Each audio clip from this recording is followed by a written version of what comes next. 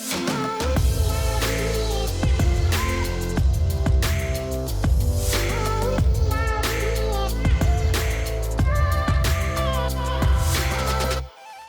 what's going on, guys? I hope we're all doing well. Welcome to another episode of the podcast, Going the Distance. Today we have Carlos Curado right here. We're going to go ahead and have a good conversation with him. Talk about literally going the distance from when he started playing soccer all the way until today. So we'll get a little bit of insight. And for those of you that are Brazilian specifically, great video for you guys. So stay tuned, listen up. And if you're international as well, a great option to listen to this video. So let's get started. Cadu, introduce yourself, talk a little bit about yourself, and we'll move on. All right, guys. It's a pleasure to be here. My name is Carlos. I'm from Recife, Brazil, and I've been here in the United States since July 2019. So it's a pleasure to be talking to Adam here, my friend, my teammate, a little bit about my story and how things happened until I got here. So I'm excited for this. Yeah. All right, cool. And just remember, this is a conversation, not an interview. So, we're chilling, we're talking, and we'll get through it. So how old are you now? Good. I'm about to be 24. So in 6 days, I'll be 24 years old. 6 days, yeah. Birthday coming up. Tunnel. I know, God, tunnel coming up. Yeah, we have this thing where if it's your birthday, we do a little tunnel and everybody gets hit right there. Yeah. So, but yeah, awesome. So you were born in Brazil, born and raised? I was born in Recife. I actually didn't grow up my entire life in Recife. So I think I was like 2 or 3 months years old. I moved to Brasilia with my parents, which is the capital of Brazil. Uh-huh. So all the way until I was like 10, that's where I lived in Brasilia. And then later on, I ended up moving back to Recife, and then the rest of my life there until I came here. Okay. So born and raised in Brazil. Yep. Awesome. All right. And so when do you think was the first time you played soccer or had any interaction or? In Brazil, soccer is the most popular sport, like by far. I think everyone kind of knows soccer in Brazil is like kind of attached to each other. So I think my first toy was probably a soccer ball. Honestly, I remember like looking at pictures that my parents showed me, and I had like a Brazil national team like uniform, like as a newborn. Like I always had my club jersey growing up as well. So I think like from a very young age, I don't even remember but I've always played soccer. My parents they always put me to play other sports, but soccer is the main thing. When you're a kid in Brazil, all you want to be a soccer player. Everyone wants to be a soccer player. I like to say that every Brazilian wants to be a soccer player at least once in their life. They might give up on the idea, but at least once in their life, they were like, all right, I want to be a soccer player. So that's kind of how it was for me, honestly. I'm just glad I stuck with it. Yeah, no, good. It's paying off here, playing college soccer now. Yeah. That's awesome. And so what about siblings? Do you have any siblings that play any sports? Yeah, I have a sister. She's a year younger than me, like a year and a couple of months. And she played mostly volleyball and basketball.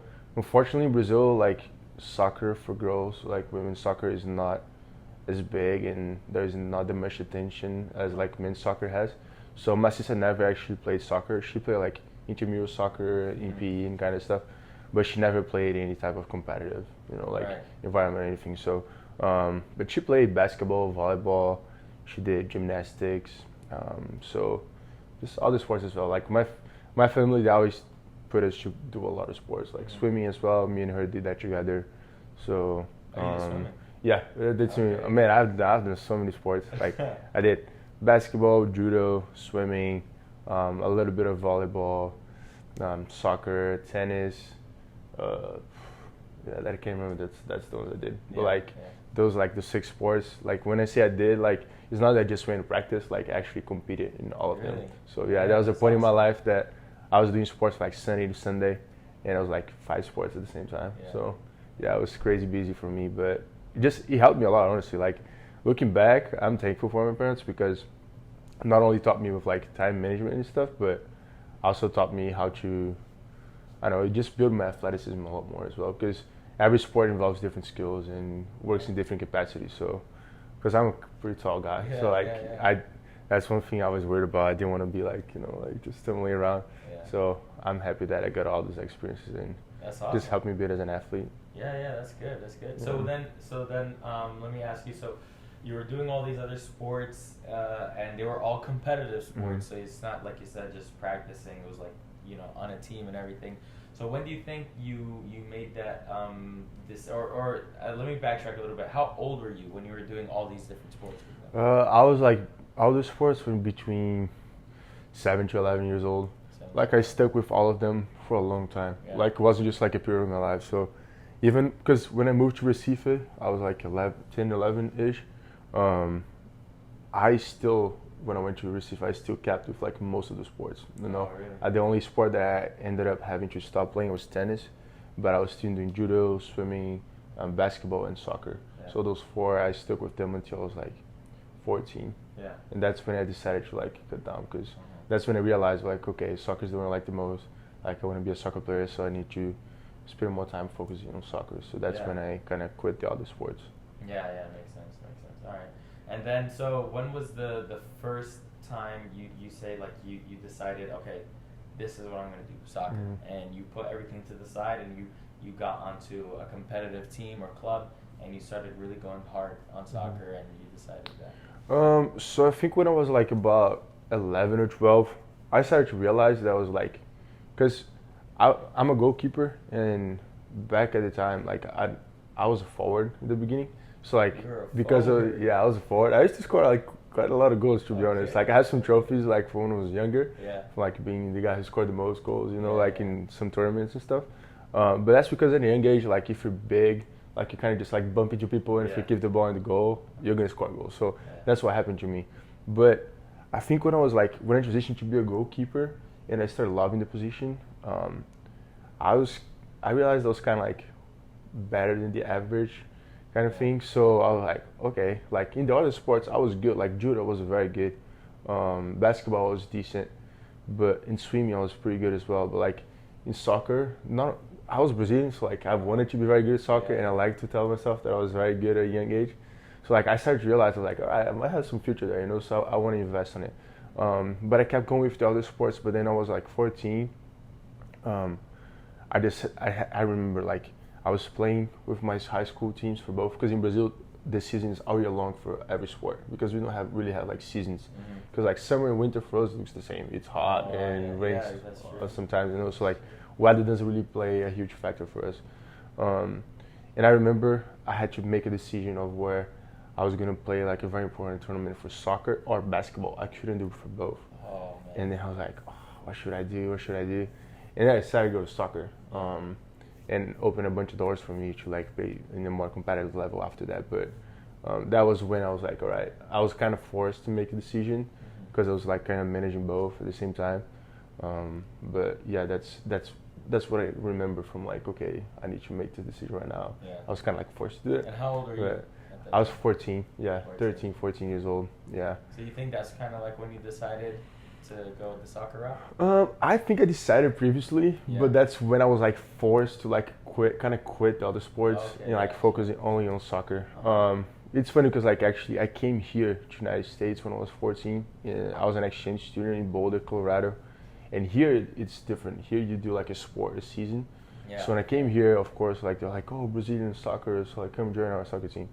And so that's when I was like, okay, soccer looks a little bit different as well, because not only culturally it's different here in America, it was my first time actually training every day in an outdoor environment. Because before I used to play futsal in Brazil, which is like this small-sided game, that's what most people do in Brazil.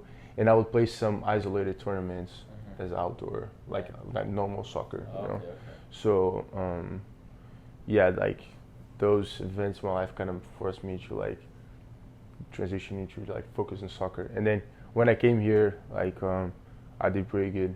I played high school. Our team was very good. And then I played club right after in the spring for FC Boulder.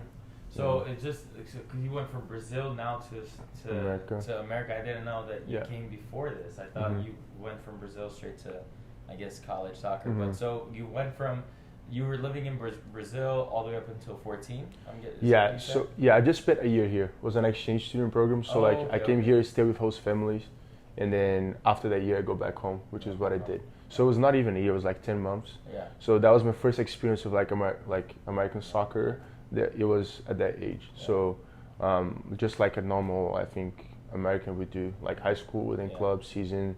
Got to travel, like a couple showcases here and there during with the club.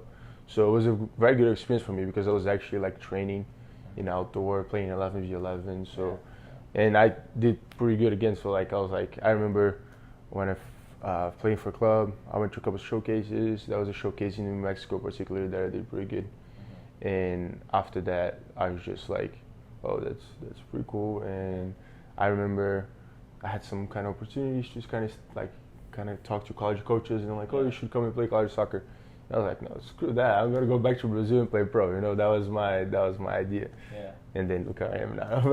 It's funny how things work, but that's kind of how my focus really went into just soccer. Yeah. So you did your 10 months, almost a year here in Colorado, you said? Boulder. And in Colorado, Boulder. So after that, you went back home, and then what happened with soccer? Right. So it's funny because I told myself, I'm gonna go back home and play pro soccer. So my idea was to get an academy in one of the 3 big clubs that it's in my hometown, Recife. So differently than here in America, here it's usually like a big town has one big club, and that's pretty much it. In Brazil, like there is multiple clubs in the same town. So like Recife, we have 3 big clubs. Sport Recife, which is the biggest club, and then we have Náutico and then Santa Cruz, which are like the other 2 clubs in there.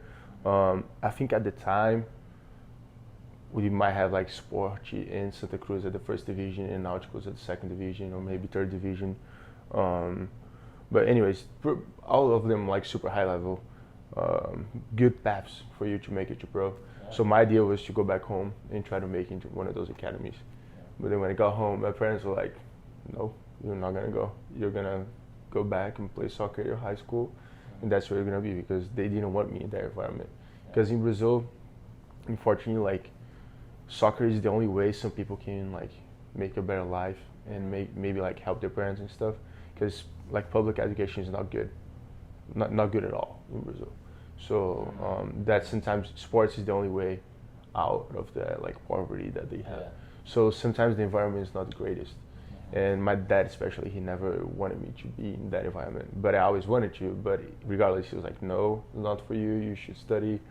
I pay to go to a good school, so focus on your study career and leave soccer as a secondary thing, like as a hobby, not as a profession. So like, damn, like that's frustrating, because I came from here doing very good, traveling and playing every day, like in 11v11, to go back to like high school futsal. So it was a big setback for me, and then I was just like, all right, like I kind of told myself, I gotta focus on what I can control. So I started, like I was very skinny. I started like going to the gym. I went to a nutritionist, and like he gave me like a diet plan. I followed, got bigger, and that lasted for 2 years, because I did my sophomore year of high school here. So my junior and senior year, they were in Brazil playing that kind of environment.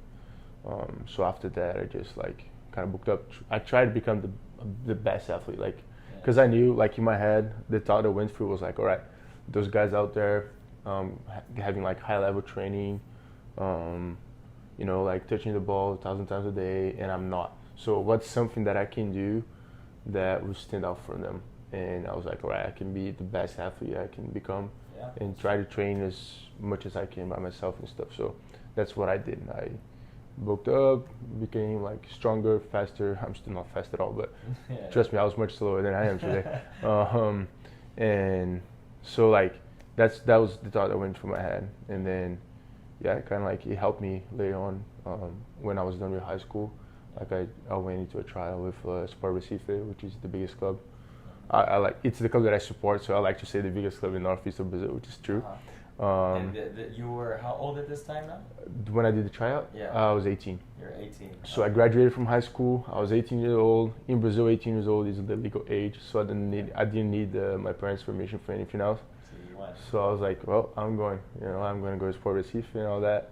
So it was weird. Like it was weird because I had the sense of freedom, but I still wanted to respect my parents. But I still wanted to like try, because it was my childhood dream. I couldn't say no to that. So I remember like I had a goalkeeper coach. I was training after I was 18, I was training hard, going to the gym still. I was super fit. And I remember that like that thought that I had of like looking very like physical and being a super athlete, that helped me out because I remember like when I walked in, the first day of trials, like they weren't holding a trial. I had some connections, so that's how I got into that. Okay. I remember everyone was like, oh, like the other goalies are like, oh, we're never gonna play again anymore because like I was just like huge, I was strong, I looked like a professional athlete already. So it was very cool to kind of see that work pay off. And it's like now you found a way to stand out from the other goalies. Yeah, exactly. It was the only thing I could control at the time, you know. Control. Yeah, so I just made sure I was doing that. I was making sure like I could control everything I could control, and then it was hard as well because like I started trial, I was doing very good, and then like this moment where like training, I just didn't feel like, I don't know. They asked for medical exams, and then I went and did the stress test, and then that's when I found out that I had arrhythmia. So like I had a heart condition that like could prevent me from playing. So like, wow, I was super healthy athlete, like played 5 sports at the same time, never felt anything. But when I was like making my dream, like my childhood dream come true, I was like, what? You know, so it was a shock for me and for my family as well because they're like, could you like health problem? Like, what is it called? Heart, you said? It's arrhythmia. So basically my heart would just beat faster than it was supposed to. So my arrhythmia was like a different type of arrhythmia. So like most arrhythmias, people like laying like this and then their heart would just like start beating fast out of nowhere. My type of arrhythmia, it will only happen at a certain point of exercise. So I don't know, at the time I was 18-year-old, my heart rate I think wasn't supposed to go past 202 beats per minute. And then my heart rate was going like 230. Yeah, so like it was like 250 one time, 255. So like I never felt anything, but it was always. Come on. It's all good. I never felt anything. Like I never had any symptoms or anything, but when you're doing the stress test and you have all the electrodes connected to you, sometimes you can feel it. You know, like not you can feel it, but the machines can detect it. So that's essentially what was one of the biggest setbacks, you know, like that I had because I had to like kind of stop playing. I went in for surgery, so I went through surgery. The surgery didn't work, which was very disappointing as well. But during the surgery, they do what they call electrophysiological study of your heart. So then the doctor was like, no, he's fine to play. But then politics come into place, and there's a lot of things I can't really say in front of the camera. But during that time, that's like I came back, started training again, was doing decent. Of course, all those things going on in my head, you know, like didn't really have the full like. My parents do support me, but not like fully to the point like we hope you make it. They were more like, we hope you realize that that's not for you. So the club let me go, and then after a while they just wanted to bring in, it's politics, you know, politics in soccer. Didn't have an agent at the time as well, so that didn't really help. So so you were there for how long then? January. After high school, like 7 months. Because I started, so like after I graduated high school, I got into law school as well. That's true. So I was doing law school and playing at the same time, which was hard. Wow, so you were doing law school? Yeah. And in the club? Yeah, in the club. Wow. U20. Yeah, so my classes were at night. Law school. That's the reason I got into law school, to be honest. Like I never really wanted to be a lawyer. But I could go to school at night, so it worked out. To satisfy my parents' needs because they wanted me to still go to school. I wanted to play soccer, so like, all right, my practice was like 6 in the morning. Like I have to be there at 5 in the morning, so the bus could leave, and then we practice from like 8 to 10. Have lunch. Sometimes we have double sessions. You know, it depends on the schedule of the week, but nighttime you're always free. Yeah, nighttime was always free. Like I was dead in class because my classes were like from 6 to 10. And I was dead. Like I was absolutely dead. Like there would be class. I have tons of pictures on my phone that my classmates would take of me, like sleeping, you know, in class. And sometimes we had class Saturday mornings as well. So it was pretty bad. Like I was very tired. It was hard to kind of conciliate both, but I made it work for the 7 months. You know. That's good. All right, and then when eventually you left the club, so then what happened? What was your next step? So when I left the club, I had some connections in the other clubs, Mm-hmm. and then I kind of reached out to some people, explained the situation. They opened the doors for me, but at the time, I think the big option that I had to go was Santa Cruz. Mm-hmm. They were in the first division of Brazil at the time, but financially they were doing terrible. Like to the point where some of the pro players were literally having to buy breakfast for the entire team. Wow. That's how bad, like money-wise, they were. And Santa Cruz, they didn't have the structure that like Sport Recife had and the other club had. So I kind of was like, you know what, I'm done. I'm not gonna go for that. Like I kind of got mad at soccer. Yeah. But I tried to stay in touch, so I started playing Foot 7, which is a 7-a-side game in a turf field. Like the ball goes out. It's different than indoor here, but it's like it's not futsal, but it's not soccer either. It's 7v7. Yeah. It's very popular in Brazil. Like everywhere, you're gonna see those turf fields and people play 7v7. So I started playing that competitively as well. So I played some tournaments, but I mean it was nothing. No opportunities really came up. Yeah, I mean because it's not professional. So like Yeah. it's honestly like people just get together and organize tournaments. So it's like you playing pickup, kind of thing. Like there is some kind of organization to it. They're trying to make it more professionally now, but back at the time when I played, wasn't really. It was pickup basically. Yeah. Like they use name of clubs and stuff, but there is no structure to it, you know. So I kind of played that, and I was like, wow, I really went from playing a super high level to playing this. So like we would practice like once or twice a week. Man, how was that transition from going like professional club, youth academy to now just playing? You know, yeah, I mean, with friends, I guess. Yeah, it was like I was upset, like because nothing really. It's not comparable, you know. Like sometimes we like as a goalkeeper, you get called to fill in and stuff, and then you practice against those guys. They're like amazing, and then you're all of a sudden playing with people that are like, you know, they don't care, have no commitment.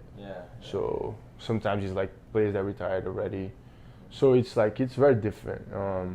So like that made me more mad at soccer. So after like I stayed doing that for like maybe 3 months, 4 months, maybe a little bit longer.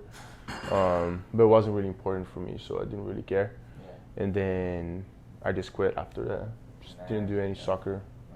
Yeah, and then that's crazy because like my last official match before I played my first game for SU was like July 2016. And you came to SU? August 2019.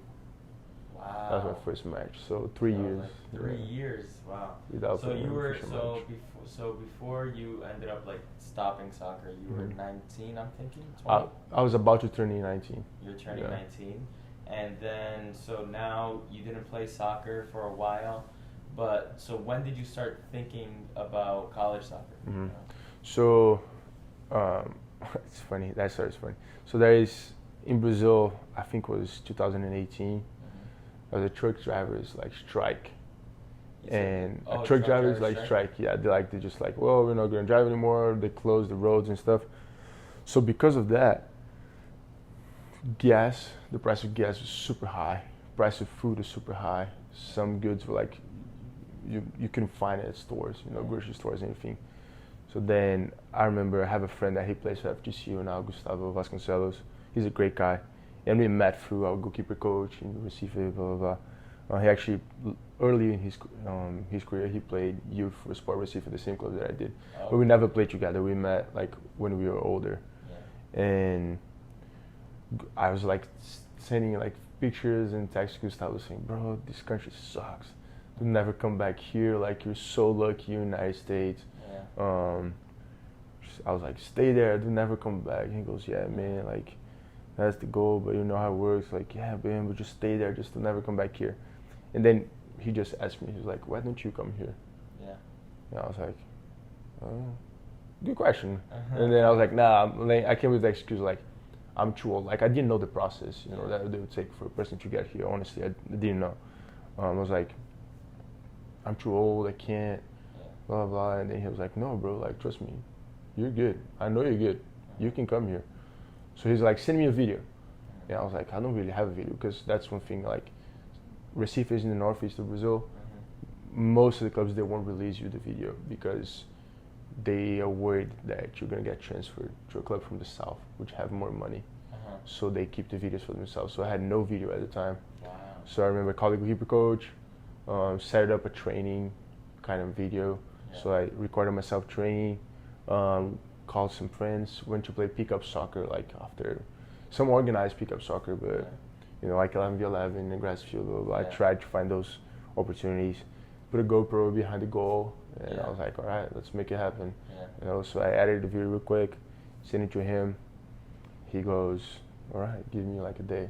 I think he was in Lakeland actually at the time because he was playing for the Tropics, USL 2. Like really? At the time was PL, wow, yeah. So, so he was like, yeah, like give me a couple of days. Like, all right.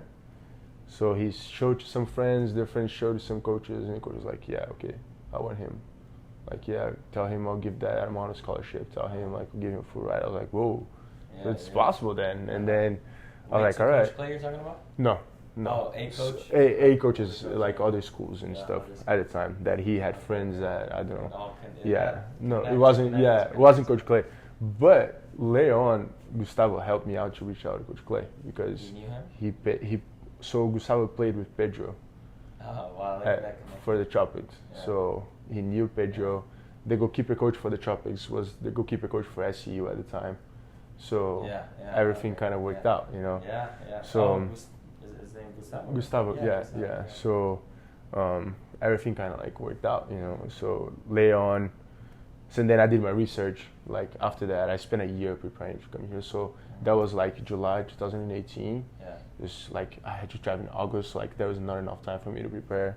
I wasn't fit. I wasn't ready. So I told myself like, okay, I'm gonna go. Told my parents I'm gonna go. They didn't really take seriously at the time. They thought I was just like.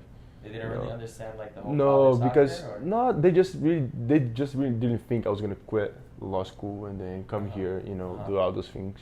Because at the time I was still in law school, you know, like. You're still in law school. Yeah, so they didn't think like I had a job, you know, like. It's like I was good. I following a pattern. Yeah, I was like kind of sad. I know I had a car, like had everything there. So they didn't really believe I was gonna come, like leave everything behind and come here. And then I started doing the process, started studying. Figuring out how things work, like kind of by myself. Gustavo like answered some questions here and there, but he was busy with his city and all that. So me and Gustavo started getting like super close. We're very good friends now because of all of that. So I started studying the process. Told my parents. My parents were like, all right, if you want to go play again, you need to fix your heart. So because I still had a problem at the time. So they took me to São Paulo. I did the surgery in São Paulo. Surgery worked finally. So I was like healed from my condition. And then everything just kind of fall into place. And then I think it was like around this time, honestly, like November.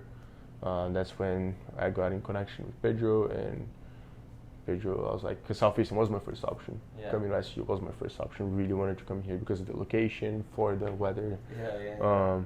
So I was like, oh, yeah, then we talked and then everything worked out. And then I came here. Wow. So like later on, like, and then I was just like training, and like when I mean training, I was like training. You're like, working, I would train 4 or 5 times a day, and I'm not joking. Like people that know me back at the time, they know that like I'll wake up at 4:30, you know, like do training and then come back, sleep, training more, just so I could show up here and better. And then I lost so much weight, like I lost 30 pounds because I was heavy. I wasn't doing anything. I lost over 30 pounds.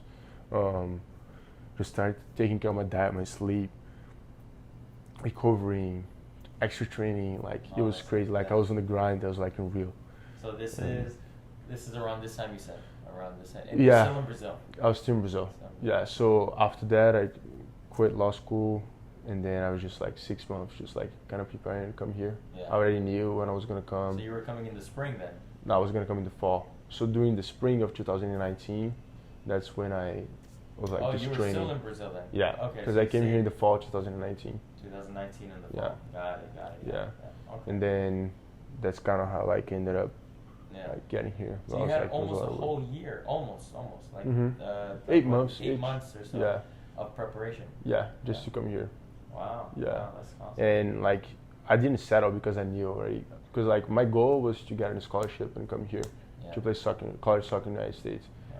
Once I got that, I didn't settle. Like that's when I started training more because I wanted to come here and like I was very happy. I was getting the chance to play soccer again, of course. Yeah. But I like one of my goals was to like, because I was way more mature as a player, as a person at that time than when I was at Sport Recife.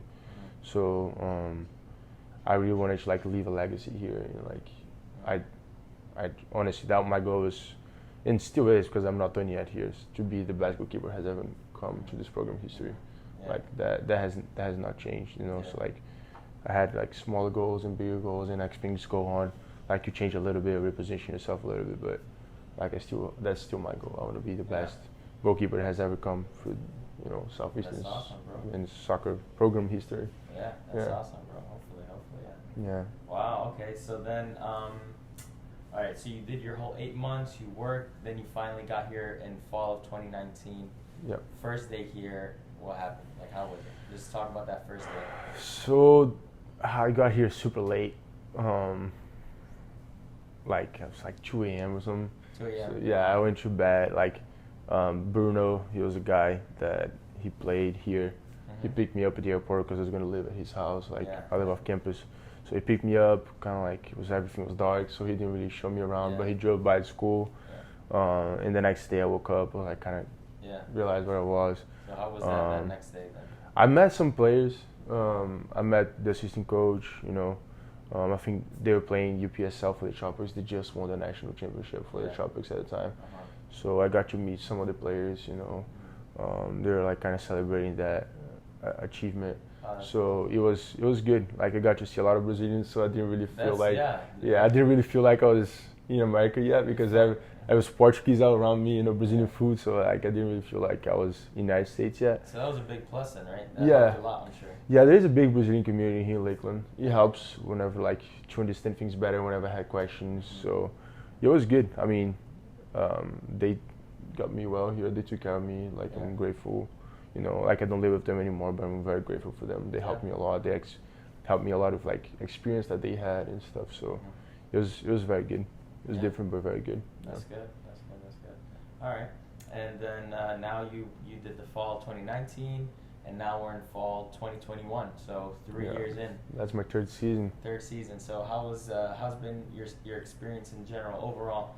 I know there's a lot to talk about, but you know, overall, what do you think? How's it been from 2019 to 2021? 3 years, 3 seasons. Yeah, it's crazy to think about it. Like we're at the end of our season, and it's crazy to think that like I've been here for 3 seasons already.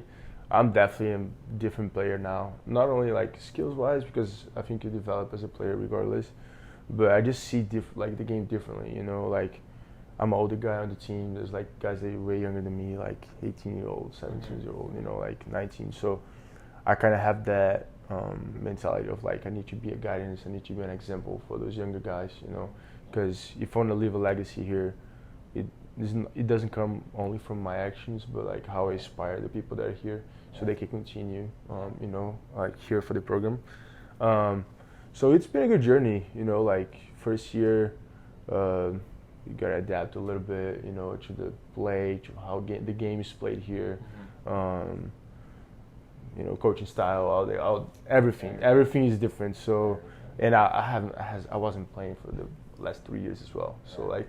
I had to get back to that playing, you know, like grind, and then the ups and downs and the emotional roller coaster that is, you know, and even harder because now you're supposed to like conciliate classes and soccer, you know. So season's so short as well. In Brazil, the season's already a long year, it's like 3 months and you're done.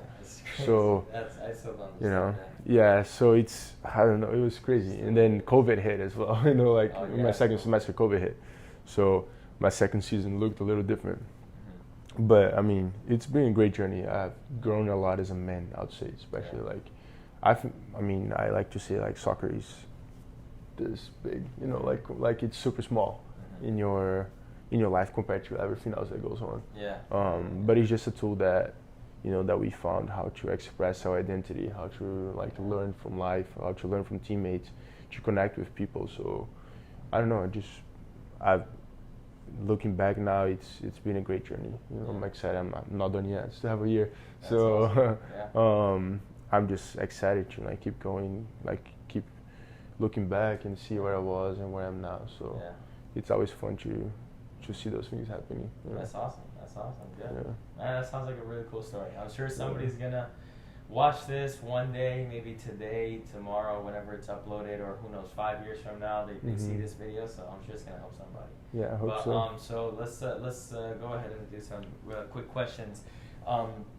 First of all, in your whole career of soccer, what do you think is your highest moment, your best moment that you've ever lived, experienced? I'd really know. I'd like to know that. I'm gonna say two. All right, go for it. All right. So when I was at Sport Recife, my second practice, I think over there, we're doing some finishing drills, and I became a keeper especially because I got the professional goalkeeper for that team, Sport Recife. His name is Magrão. He retired already, but I grew up like watching him play like at the time. Like I was a huge fan. Like I have tons of jerseys, pictures with him. Like I'm a huge fan. And he was walking by like behind the field of our training, and like I didn't really notice because I was focused. Yeah, so because in Sport Recife we practice at a complex, like have a bunch of fields. So like the pros were going out to practice, we were already training. So he's just walking by behind the goal, you know, like the fencing kind of thing. And I was training. I didn't really know he was walking by. And then I think I made like triple save, like kind of thing. And then he just said like, good job, boy, like something like translating would be something like that. So like, good job, boy, good save. And then I said thank you, but I didn't notice who said it. And then when I turned around, I saw it was, you know, like internally I was like kind of freaking out because like it's the guy that I've, you know, like it's my idol. It's like, imagine if a Cristiano Ronaldo fan and Cristiano Ronaldo just like gives you a compliment. It's like, it's one of the most amazing things. So awesome. I don't know that I was like, that's whoa, you know, so that for me is like something I keep in my head, in the back of my head, like forever. That's awesome. So that, and most recently, not most recently, but like in my career as well, it was the 2 times that I got National Player of the Week for us. I mean, that was, the first time was super special.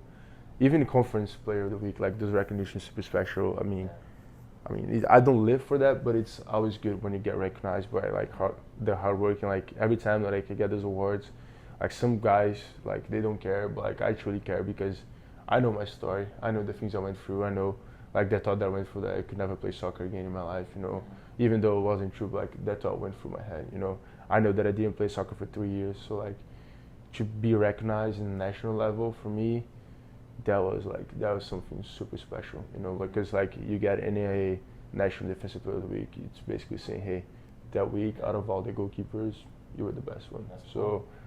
That for me was very special. So that's definitely to the top. Top 2 highest moments of my career. Yeah, that's awesome, bro. That's awesome. Yeah. And then obviously I would ask you which is your favorite club. But I think Sport Recife, diehard fan for Sport Recife. I have tons of jerseys. Have friends that play there right now, which is even cooler. That's cool. But yeah, that's my hometown club. That's the club of sport. Yeah, and then finally, last question. Something, an interesting fact that maybe not a lot of people know, myself included, players on the team. And an interesting fact about you. What do you think? It can be anything. Yeah, anything. Soccer, off soccer, anything. I mean, I think besides the fact that I've been in law school, that's pretty interesting, I would say, for a soccer player.